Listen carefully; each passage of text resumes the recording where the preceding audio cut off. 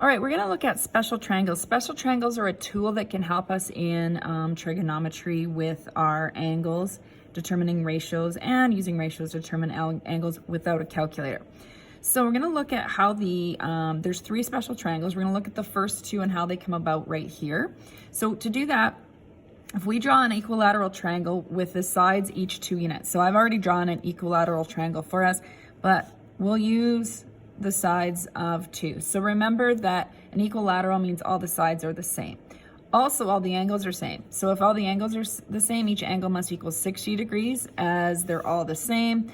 And 180 divided by 3 would mean each is 60. So I'm going to label that each angle in here now is 60 degrees.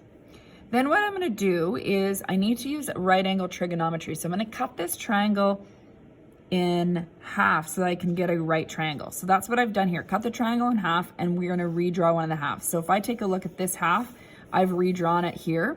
You might want to put that right triangle symbol in for you in your booklet. And we're going to label it accordingly.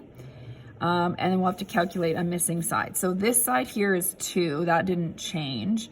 This angle didn't change. We know that's 60 degrees. We can find this angle in 2 ways. We can go 180 minus 90 minus 60, or I realize that the angle at top of 60 was cut in half, so it's 30. So it's the smaller angle. This is not quite drawn to scale. Then along the bottom, this was also cut in half, so I know this distance is 1.